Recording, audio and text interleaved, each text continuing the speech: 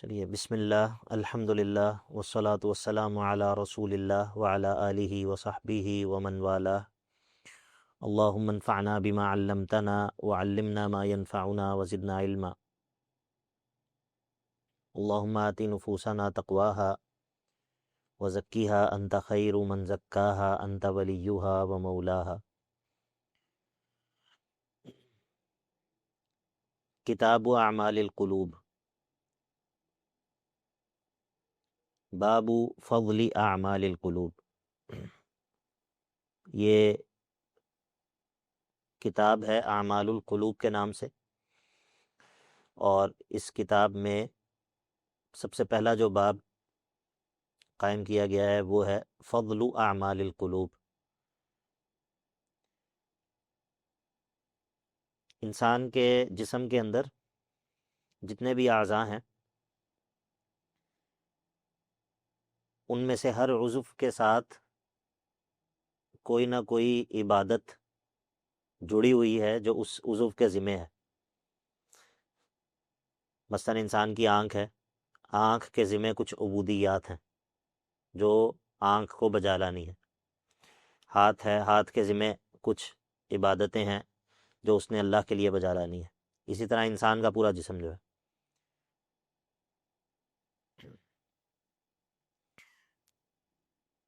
اور اسی طرح انسان کے جسم میں قلب بھی ہے، اور اس قلب کے ذمہ بھی کچھ عبادات ہیں، کچھ عبادات جو ہیں وہ اس قلب کے ذمہ بھی ہیں۔ اب انسان کے جسم میں جتنے بھی اعضاء ہیں یہ سارے اعضاء برابر نہیں ہیں۔ ان اعضاء میں کوئی عضو، کوئی حصہ وہ دوسرے سے برتر ہے، کوئی کسی سے کمتر ہے۔ اپنی اہمیت کے اعتبار سے تمام اعضاء برابر نہیں ہیں۔ تو جب تمام اعضاء برابر نہیں ہیں تو ان اعضاء کے ساتھ تعلق رکھنے والی جو عبودیات ہیں وہ بھی برابر نہیں ہیں۔ آپ کو بات سمجھ آ گئی؟ جو عضو زیادہ اہم ہے اس سے تعلق رکھنے والی جو عبادات ہیں ان کا علم زیادہ اہم ہے، کیونکہ وہ زیادہ اہم عضو کے ساتھ ان کا تعلق ہے۔ تو یہ جو کتاب اعمال القلوب ہے، اس کو پڑھتے ہوئے سب سے پہلی بات جو کہ ہمیں معلوم ہونی چاہیے اور ہمارے ذہن میں رہنی چاہیے وہ یہ ہے کہ انسان کے پورے جسم میں سب سے اشرف، سب سے زیادہ شرف رکھنے والا، سب سے زیادہ قیمتی جو عضو ہے وہ اس کا قلب ہے، وہ اس کا دل ہے۔ سب سے زیادہ اہمیت اس کی ہے۔ تو جب معاملہ یہ ہے تو پھر وہ اعمال جن کا تعلق اس قلب کے ساتھ ہے وہ اعمال بھی سب سے زیادہ اہمیت والے ہیں، اور ان اعمال سے متعلق جو علم ہے وہ علم وہ سب سے زیادہ اہمیت والا ہے۔ مثلا مثال کے طور پر نماز کتنی بڑی عبادت ہے، اس میں کوئی شک نہیں ہے۔ جوارح کے اعمال میں سے نماز جیسی کوئی عبادت نہیں ہے، اسلام میں نماز جیسی کوئی عبادت نہیں ہے۔ اور نماز کے احکام سے تعلق رکھنے والا جو علم ہے، نماز کی فقہ، اس کا مطلب ہے کہ یہ فقہ بھی کوئی معمولی فقہ، کوئی یہ مسائل یہ کوئی معمولی مسائل نہیں ہے، کیونکہ ان کا تعلق نماز کے ساتھ ہے۔ نماز کب صحیح ہوگی، کب نماز ٹھیک نہیں ہوگی، کب نماز فاسد ہو جائے گی، کیا کیا واجبات ہیں، کیا فرائض ہیں، یہ معلوم ہوگا تو نماز ٹھیک ہوگی نا۔ لیکن نماز کی فقہ سے زیادہ اہم وہ فقہ ہے جس کا تعلق قلوب کے ساتھ ہے۔ اس کے علاوہ کسی اور چیز کے ساتھ اب کمپیئر کرنے کی ضرورت نہیں ہے، کیونکہ اعمال میں جو جسم سے ہونے والے اعمال ہیں ان میں نماز جیسا کوئی اور عمل ہے ہی نہیں۔ اور اس سے بڑی اور کیا بات ہوگی کہ یہ فرض ہے، اور نوافل اور فرائض میں سے کون سی چیز زیادہ اہم اور زیادہ قیمتی ہوتی ہے؟ فرائض۔ ما تقرب الی عبدی بشیء احب الی مما افترضت علیہ۔ تو فرائض سب سے زیادہ اللہ تعالیٰ کو محبوب ہوتے ہیں، ان میں سے سب سے اہم چیز نماز ہے۔ لیکن اگر نماز کی فقہ، جو نماز کے ظاہری اعمال ہیں، اس کا موازنہ کیا جائے اس فقہ کے ساتھ جو کہ قلوب کی فقہ ہے، تو اس میں جو قلوب کی فقہ ہے وہ زیادہ اہم، بلکہ نماز کو حسن بخشنے والی چیز اس کے ظاہری اعمال اور اس کی ظاہری حرکات نہیں ہیں، بلکہ دراصل جو چیز نماز کو خوبصورت بناتی ہے وہ دل میں موجود چیز ہوتی، اس کا تعلق دل کے ساتھ ہوتا ہے، اور جس قدر وہ دل میں موجود چیز خوبصورت ہوتی ہے اسی قدر نماز کا ظاہر بھی خوبصورت ہوتا ہے۔ بات سمجھ آئی؟ تو مطلب یہ ہے کہ یہ جو اعمال القلوب ہے یہ کوئی ایسا نہیں ہے کہ بعض مسائل دین میں ایسے ہیں جن کا تعلق نماز کے ساتھ ہے، بعض کا تعلق زکوٰۃ کے ساتھ ہے، اسی طرح بعض کا تعلق جو ہے وہ دل کے ساتھ ہے، اور یہ سب ابواب برابر نہیں، ایسا نہیں ہے، ٹھیک ہے؟ تو اسی لیے سب سے پہلے تو اس بات کو سمجھنا چاہیے کہ یہ جو اعمال القلوب ہیں، یہ جو فقہ القلوب ہے، یہ دین کے اندر اس کی اہمیت اور اس کا مرتبہ کیا ہے، ٹھیک ہے؟ تو جب انسان کے دل کے اندر انسان کے جسم کے اندر سب سے اہم اور سب سے قیمتی چیز وہ اس کا دل ہے، تو وہ علم جس کا تعلق اس دل کے احوال کے ساتھ ہے، اور اس دل کے ذمہ جو عبادات ہیں، جو عبودیت اس دل کے ذمہ ہے، جس علم کا تعلق اس کے ساتھ ہے، تو وہ علم بھی زیادہ اہم ہے، نماز کے فقہ سے زیادہ، روزے کی فقہ سے زیادہ اہم یہ ہے کہ آپ کو یہ معلوم ہو کہ دل کے احوال اور ان کی فقہ کیا ہے۔ اس میں ظاہری جو اعمال ہیں ان کا استخفاف یا ان کی قدر و قیمت کو کم کرنا مراد نہیں ہے، کہیں آپ یہ سمجھیں کہ اس کا مطلب یہ ہے کہ یہ ظاہری اعمال ان کی تو کوئی حیثیت نہیں، یہ مطلب نہیں ہے، صرف یہ موازنہ اور کمپیریزن ہے کہ جب آپ وہ ظاہری اعمال کے احکام اور اس کے مقابلے میں یہ جو احوال القلوب ہیں، دل کے احوال ہیں، دل کے اندر موجود چیزیں ہیں، ان دونوں کو موازنہ کریں تو شریعت میں دین کی نظر میں یہ چیز جو کہ قلب کے اندر ہے یہ بہت زیادہ اہمیت رکھتی ہے اس کی بنسبت، اور اس دوسری چیز کی بھی اس کا استخفاف یا اس کی قدر و قیمت کو کم کرنا مقصود نہیں ہے، ٹھیک ہے؟ تو ایک بات تو یہ ہو گئی۔ دوسری بات یہ ہے کہ شریعت کے اندر بعض مضامین ایسے ہوتے ہیں، بعض ابواب ایسے ہوتے ہیں جو اہم تو ہوتے ہیں لیکن ان کی حیثیت وسیلے کی ہوتی ہے، مقصد کی نہیں ہوتی۔ بہت ساری چیزیں وسائل کی حیثیت رکھتی ہیں، مقاصد کی حیثیت نہیں رکھتی، ٹھیک ہے؟ بہت سارے علوم ایسے ہیں، مطلب اصول حدیث ہم پڑھتے ہیں، بہت اہم علم ہے، لیکن وہ مقصود نہیں ہے، وہ وسیلہ ہے، ٹھیک ہے؟ اسی طرح ہم جو ہے وہ اصول الفقہ پڑھتے ہیں، یا اور کئی علوم ہیں عربیت سے تعلق رکھنے والے جو علوم ہیں، تو بعض علوم ایسے ہوتے ہیں کہ جن کی اہمیت تو ہوتی ہے لیکن وہ مقاصد نہیں ہوتے، وسائل اور ذرائع ہوتے ہیں، لیکن بعض چیزیں ہوتی ہیں جو بذات خود مقصود ہوتی ہیں، بذات خود وہی مقصود ہے، بندے نے کرنا ہی وہ ہے، ٹھیک ہے؟ تو اسی لیے وہ علم جس کا تعلق وسائل کے ساتھ ہو وہ بھی اہم ہوتا ہے، لیکن وسائل سے زیادہ اہم مقاصد ہوتے ہیں، ٹھیک ہے؟ تو یہ جو اعمال القلوب کے بارے میں بات ہے ساری کی ساری، یہ بذات خود انسان کی تخلیق کے مقاصد میں سے ہے۔ انسان کو اللہ تعالیٰ نے پیدا ہی اسی لیے کیا ہے، اور اس کے دل کو تخلیق ہی اسی لیے کیا ہے کہ یہ دل یہ اس کی عبادت کرے اور اس سے استعانت کرے، اور یہ اس سے محبت کرے اور اس کی طرف متوجہ ہو اور اس پر اعتماد کرے، ہاں، اور اس کے ساتھ معلق ہو۔ یہ اس دل کی یعنی کہ اسی غایت کے لیے اس کو تخلیق کیا گیا ہے،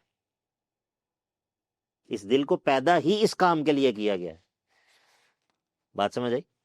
تو یہ جب اعمال القلوب کے بارے میں جو بات ہے، یہ کسی ثانوی نوعیت کے دل سے تعلق رکھنے والی کسی چیز کے بارے میں بات نہیں ہے، بلکہ یہ وہ چیز ہے کہ جس کے لیے اس دل کو پیدا کیا گیا، اور جب تک انسان کا دل اس چیز کے علاوہ کسی اور چیز میں مشغول رہتا ہے وہ ہمیشہ مضطرب رہتا ہے، ہمیشہ مضطرب رہتا ہے جب وہ اپنے اصل کام کے علاوہ کسی کام میں مشغول رہتا ہے۔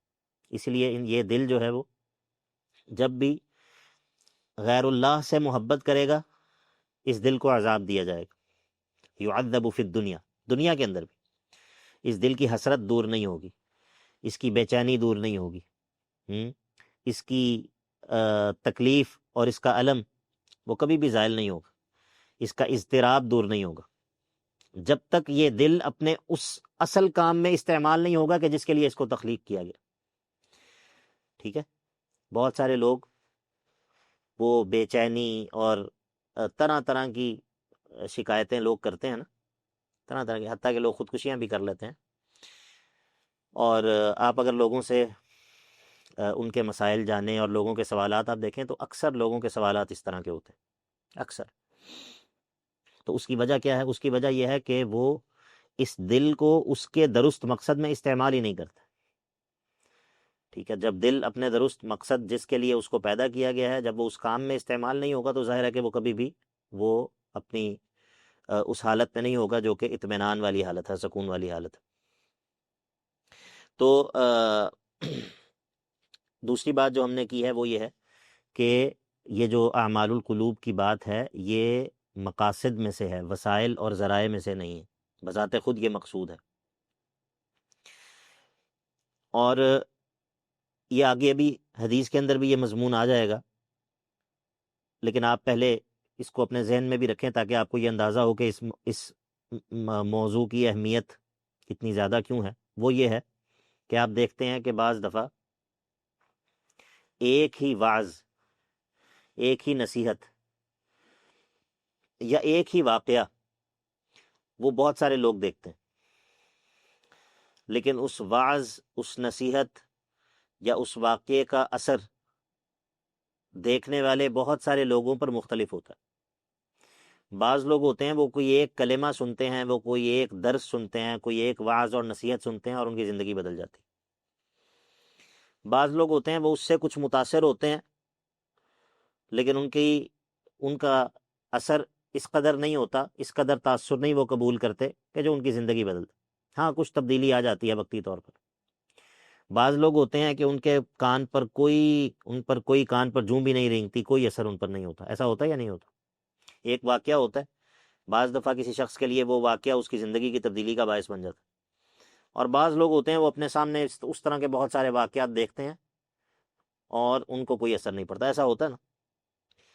تو ایسا کیوں ہے؟ جب دیکھنے والے ایک ہی وقت میں ایک واقعے کو دیکھ رہے ہیں یا سننے والے ایک ہی وقت میں ایک وعظ اور نصیحت کو سن رہے ہیں، پھر لوگوں کے درمیان یہ تفاوت اور فرق کیوں ہوتا ہے؟ اس کا تعلق کس چیز کے ساتھ ہے؟ اس کا تعلق انسانوں کے دلوں کے ساتھ ہے. کیونکہ جس قدر انسان کے دل میں وہ صلاحیت موجود ہوتی ہے کہ جو اس وعظ اور اس نصیحت سے فائدہ اٹھانے کی صلاحیت ہے، اس صلاحیت میں تمام دل برابر نہیں ہوتے. اس صلاحیت میں تمام دل برابر نہیں ہوتے. اس کی بالکل وہی مثال ہے جو اللہ کے نبی صلی اللہ علیہ وسلم نے بھی اپنی حدیث میں ذکر کی ہے، قرآن مجید میں بھی کئی جگہوں پر موجود ہے کہ آسمان سے بارش ہوتی ہے اور زمین پر بارش ہوتی ہے. یہ بارش یکساں ہے، لیکن بعض جگہوں پر یہ بارش جب اترتی ہے تو وہ زمین اس پانی کی وجہ سے ہری بھری ہو جاتی، وہ سبزہ اگاتی. بعض جگہیں ایسی ہوتی ہیں کہ وہ ہری بھری تو نہیں ہوتی لیکن وہاں پر پانی جمع ہو جاتا ہے، پانی اکٹھا ہو جاتا ہے، پرندے اور انسان اور دوسری چیزیں وہاں سے آ کر پانی پیتے ہیں، فائدہ اٹھا لیتے ہیں. اور بعض جگہیں ہوتی ہیں کہ وہ یہ بارش ہوتی ہے تو اس جگہ کی گندگی میں اور اضافہ ہو جاتا ہے، ادھر کیچڑ ہی کیچڑ اور گند ہی گند پھیل جاتا ہے. حالانکہ یہ بارش کیا تینوں جگہوں پر مختلف بارش ہوئی ہے؟ ہاں بارش تو ایک ہی ہے، لیکن بات یہ ہے کہ وہ محل، وہ جگہ، اگر وہ جگہ محل قابل ہے، وہ ایسی جگہ ہے جو کہ اس بارش سے فائدہ اٹھانے کی صلاحیت رکھتی ہے تو وہ اس بارش سے فائدہ اٹھا لے گی.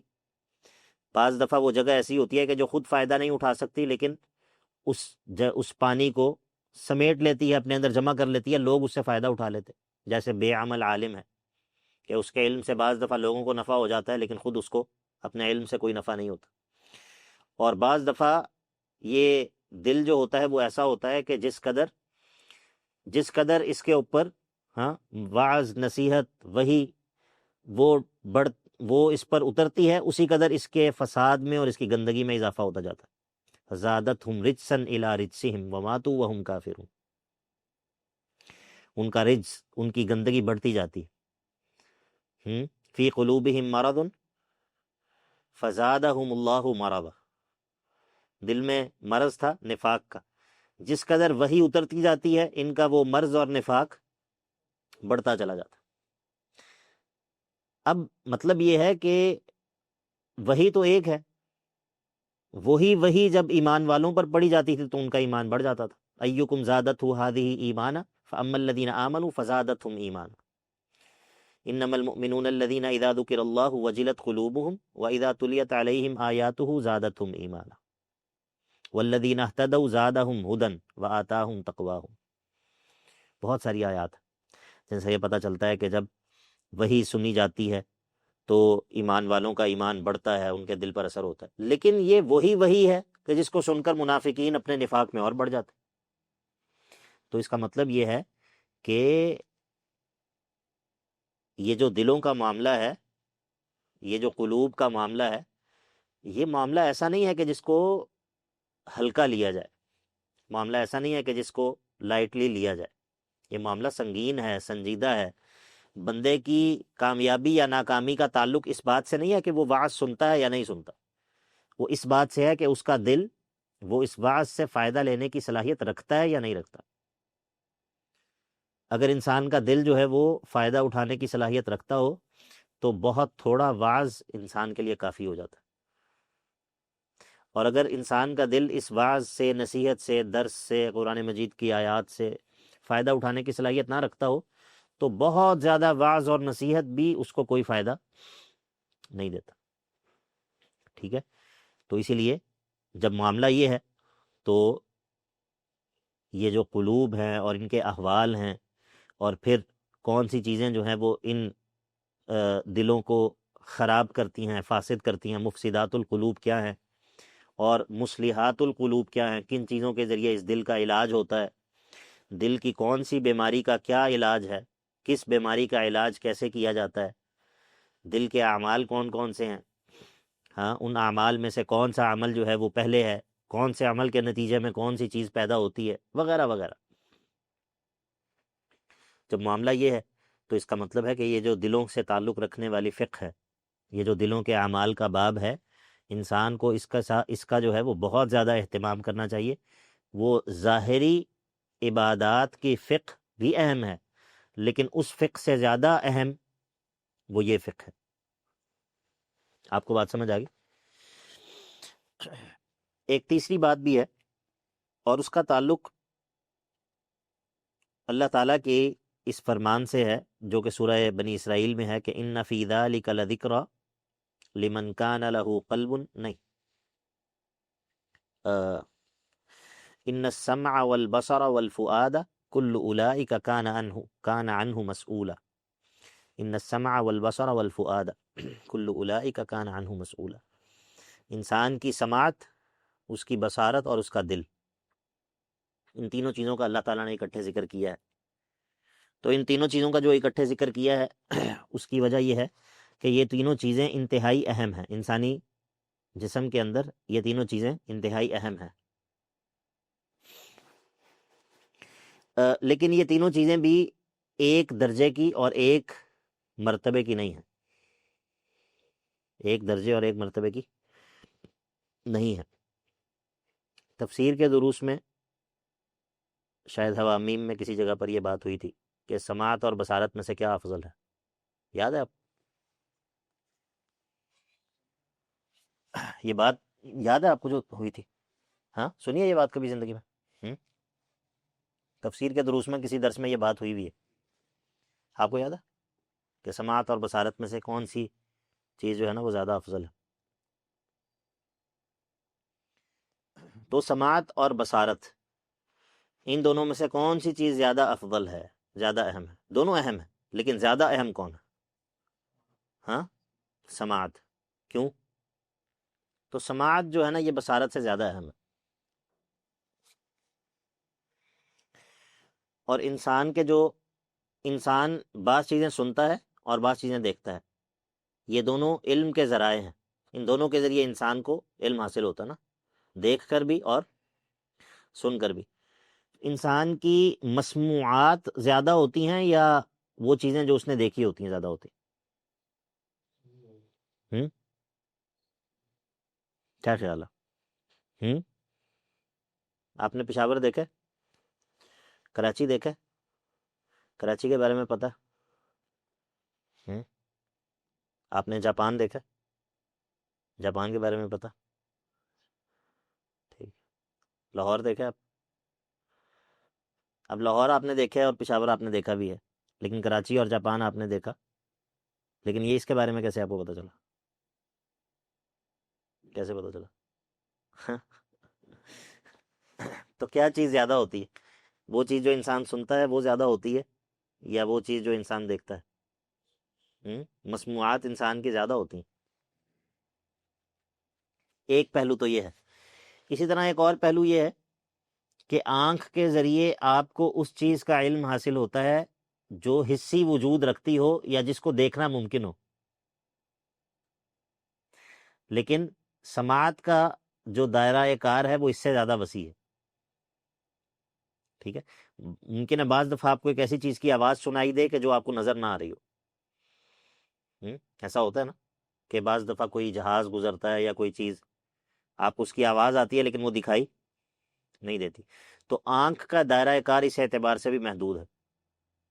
ٹھیک ہے، اور بھی کئی اعتبارات سے جو سماعت ہے اس کو بصارت پر فوقیت حاصل ہے، فضیلت حاصل ہے.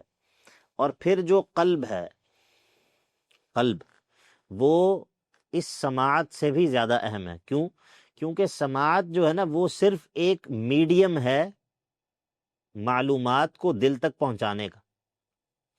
اصل جو علم کے ساتھ، علم سے جو اصل فائدہ اٹھانے والی چیز ہے وہ قلب ہے. علم سے فائدہ اٹھانے والی اصل چیز وہ قلب ہے. خود سماعت کسی چیز کو سن کر اس کو، یعنی کہ اس سے فائدہ نہیں اٹھا سکتی. سماعت جو ہے وہ اس کو یعنی کہ اس بات کو جس کو سنا ہے اس میں غور و فکر نہیں کر سکتی. یہ کام جو ہے یہ قلب کرتا ہے. بات سمجھ آئی آپ کو یا نہیں؟ تو ان تینوں میں سے بھی سماعت، بصارت اور انسان کا دل، ان تینوں میں سے بھی جو سب سے زیادہ اہمیت رکھنے والی چیز ہے وہ انسان کا قلب ہے، جو سارے خواطر اور ارادات اور انسان کے ذہن اور انسان کے جو دل میں آنے والے جو تصورات اور یہ سب چیزیں ہیں ان کا محل ہے. ٹھیک ہے، تو بہرحال یہ بات بھی ضمنی طور پر جو ہے وہ بیچ میں آ گئی کہ قلب جو ہے وہ سماعت اور بصارت سے بھی زیادہ اہم ہے، اور سماعت اور بصارت وہ قلب تک معلومات کو پہنچانے کا ذریعہ ہے. ٹھیک ہے. باب فضل اعمال القلوب. قال تعالی، اللہ تعالیٰ فرماتا ہے، یوم لا ينفع مال ولا بنون الا من اتى اللہ بقلب سلیم. یوم لا ينفع مال ولا بنون، وہ دن کہ جس دن مال اور بیٹے وہ کوئی فائدہ نہیں دیں گے. الا من اتى اللہ بقلب سلیم، مگر وہ شخص اس دن بچ جائے گا کہ جو اللہ تعالیٰ کے پاس قلب سلیم لے کر آئے گا. قلب سلیم، ایسا دل جو کہ سالم ہو، بچا ہوا ہو عیوب سے. ایسا دل جو کہ شرک سے محفوظ ہو، جو غیر اللہ کے تعلق سے محفوظ ہو، وہ دل جو کہ نجاستوں سے محفوظ ہو، اور وہ تمام چیزیں جو کہ اس دل کو سالم نہیں رہنے دیتی. ٹھیک ہے، ان میں سے گناہ بھی ہیں، بدعات بھی ہیں، اور بھی دلوں کو خراب کرنے والی جتنی چیزیں ہیں. تو جو بندہ قلب سلیم لے کر آئے گا اس دن وہ تو بچ جائے گا، ورنہ کسی شخص کو اس کا مال یا اس کے بیٹے فائدہ نہیں دیں گے. اس کا مطلب یہ ہے کہ جو اعمال القلوب ہیں ان کا اہتمام اور دلوں کو بچانا ان چیزوں سے جو کہ مفسدات القلوب ہیں، اس کی اہمیت ہے. کیونکہ باب کیا ہے؟ باب فضل اعمال القلوب، ان کی فضیلت اور ان کی اہمیت. تو اس آیت سے کس طرح یہ ثابت ہوا کہ اعمال القلوب کی فضیلت اور اہمیت ہے؟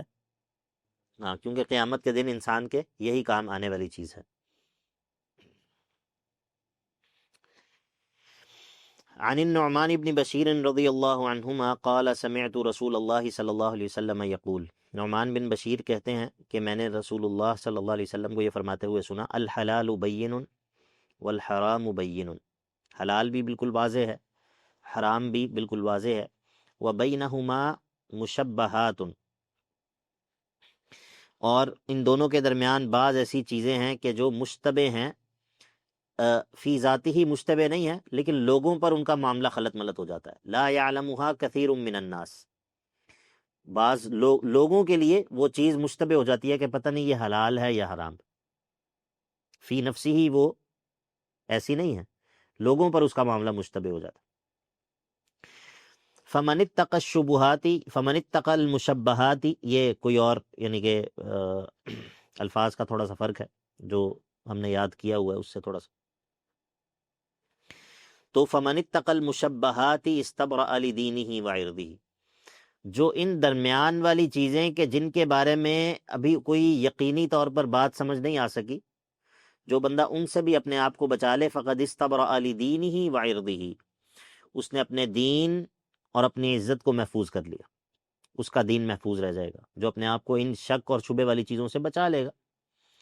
اور ومن وقع فی الشبہات، جو شبہات میں واقع ہو جائے گا تو اس کی مثال ایسے ہے کہ کراعی یرعی حول الحمى، کہ جس طرح ایک چرواہا وہ کسی ایسی چراگاہ کے قریب اپنے جانوروں کو چروا رہا ہو کہ جو چراگاہ کسی کے لیے خاص ہو، کسی حاکم کے لیے، کسی بادشاہ کے لیے، کسی اہم شخصیت کے لیے، وہاں پر کسی اور کو آنے کی اجازت نہ ہو. کراع یرعی حول الحمى، اب جب اس کے قریب قریب اپنے جانوروں کو چرا رہا ہوگا تو یوشک ان یواقعہ، قریب ہے کہ وہ اس میں داخل ہو جائے، کوئی نہ کوئی جانور اس طرف نکل جائے. تو الا وان لکل ملک حما، خبردار یاد رکھو ہر بادشاہ کی ایک چراگاہ ہوتی ہے جو اس کے لیے مخصوص ہوتا ہے، وہ علاقہ کہ جہاں پر کسی اور کو آنے کی اجازت نہیں ہوتی. اور وَإِنَّ أَلَا إِنَّ حِمَ اللَّهِ فِي أَرْضِهِ مَحَارِمُهُ، دنیا میں اللہ تعالیٰ کی وہ مخصوص چراگاہ، ہاں یعنی کہ وہ علاقہ کہ جہاں پر آنے کی کسی اور کو اجازت نہیں ہے، وہ اللہ تعالیٰ کے محارم ہیں، وہ چیزیں جن کو اللہ تعالیٰ نے حرام ٹھہرا دی. مطلب یہ ہے کہ جو بندہ شک اور شبے والی چیزوں میں پڑھنا شروع ہوگا، ہاں ان قریب وہ ان چیزوں میں بھی جا پڑے گا، ان چیزوں میں بھی مبتلا ہو جائے گا جو واقعتاً حرام. اور ایسا ہوتا ہے کیونکہ جو انسان شک اور شبے والی چیزوں میں مبتلا ہوتا ہے، یہ اس بات کی علامت ہوتی ہے کہ اس کے دل میں اللہ تعالیٰ کے اوامر کی تعظیم نہیں ہے. ہاں، اور جب دل کے اندر اللہ تعالیٰ کے حکم کی تعظیم موجود نہ ہو تو پھر انسان آہستہ آہستہ شک اور شبے والی چیزوں سے وہ پھر محرمات میں بھی مبتلا ہو جاتا. تو پہلے جو ہے وہ کوئی معاملہ ایسا ہوتا ہے کہ جس کے بارے میں کوئی پتہ نہیں ہوتا کہ پتہ نہیں حلال ہے یا حرام ہے، ٹھیک ہے. پھر آہستہ آہستہ وہ کہتا ہے کہ اچھا فلاں معاملہ ہے، اس میں بعض علماء کی رائے ہے کہ یہ حلال ہے، ٹھیک ہے. پھر اور آگے بڑھتا ہے، پھر کہتا ہے کہ جی وہ فلاں عالم نے اس کو جو ہے وہ حلال کہا ہے، ٹھیک ہے. اور پھر اور معاملہ آگے بڑھتا ہے، پھر اس کی کوئی انتہا نہیں ہے، اس کی کوئی انتہا نہیں ہے. اور اسی کی ایک صورت یہ بھی ہوتی ہے کہ جب کسی مسئلے میں انسان ایک عمل کر رہا ہوتا ہے اور اس کو بتایا جاتا ہے کہ یہ عمل درست نہیں ہے، تو وہ تلاش کرتا ہے کوئی ایسا عالم مل جائے کہ جس نے اس کی اجازت دی ہو. کہتا ہے کہ یہ دیکھیں یہ فلاں عالم نے اس کی اجازت دی. اب ذرا آپ مجھے یہ بتائیے کہ اس بندے کا اس عالم کے فتوے کو پیش کرنا کیا یہ حق کی اتباع کی وجہ سے ہے یا اپنے عمل کو جسٹیفائی کرنے کے لیے؟ سوچنے کی بات ہے نا. ممکن ہے کہ وہ عالم وہ عند اللہ بری ہو جائے کہ وہ اپنے دیانت دارانہ اجتہاد کے نتیجے میں اس نتیجے تک پہنچا ہو. بات سمجھ آ رہی؟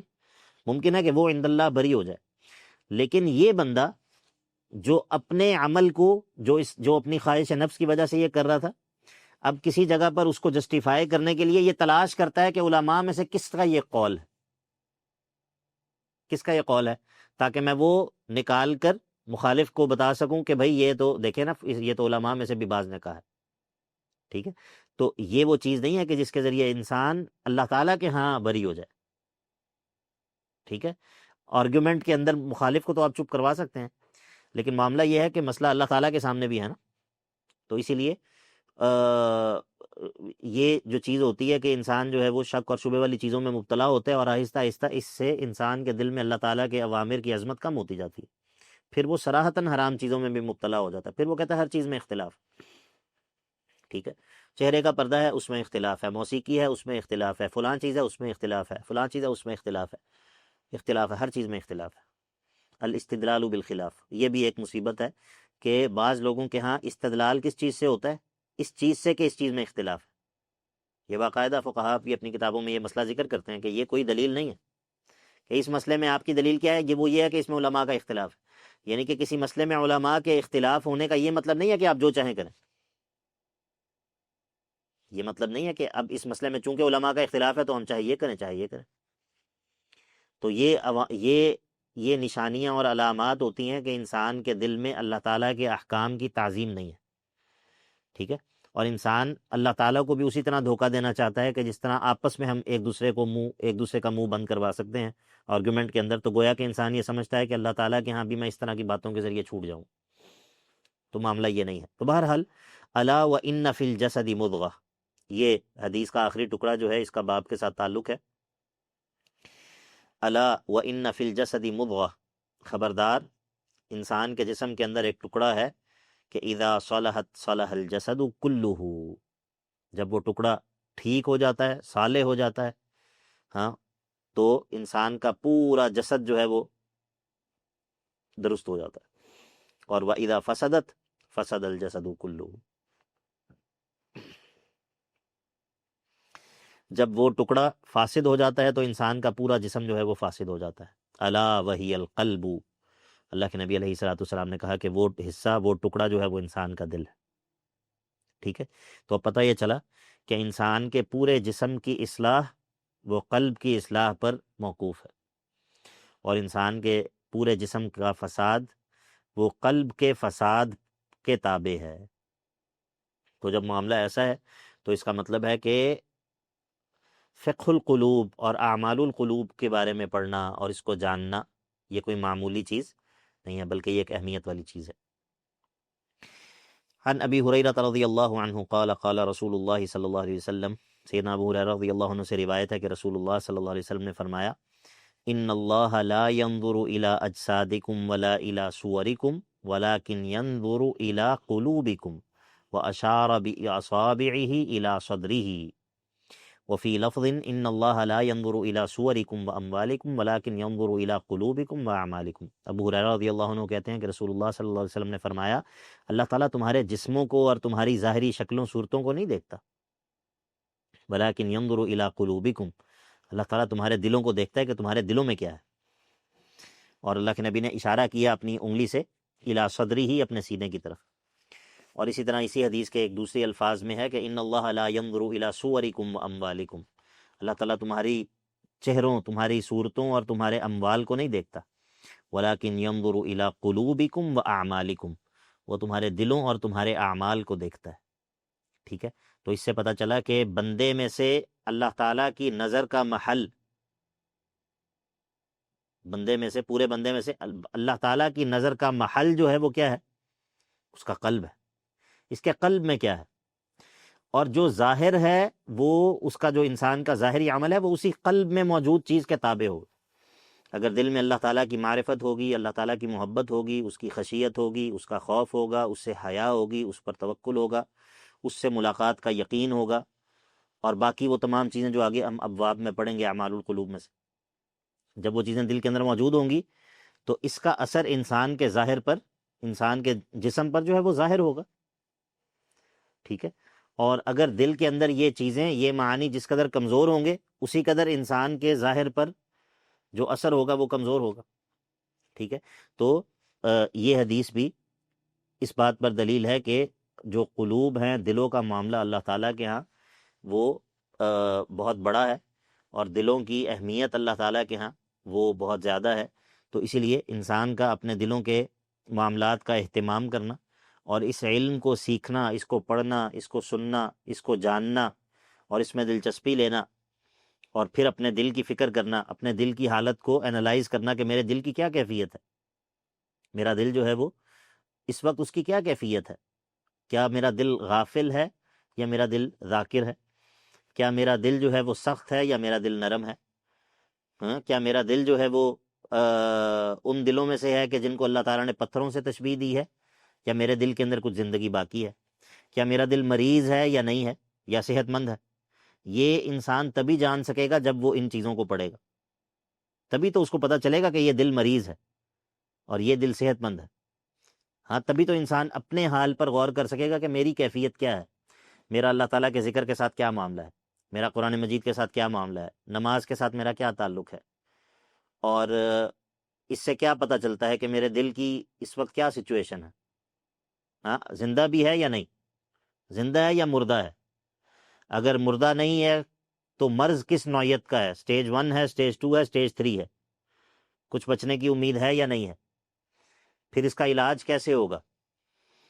کون سی سٹیج پر مرض ہے تو اس کے علاج کے لیے کیا کرنا پڑے گا، کتنا علاج کرنا ہوگا؟ تو یہ سب باتیں تبھی ممکن ہوں گی جب سب سے پہلے انسان اس طرف متوجہ تو ہوگا۔ یہ تو پھر پتہ چلے گا نا کہ اس میں کچھ زندگی باقی ہے مریض میں، یا مریض دنیا سے رخصت ہو چکا ہے، یا اس کا علاج کیسے ہوگا۔ یہ تبھی پتہ چلے گا جب پہلے انسان اس طرف متوجہ تو ہوگا۔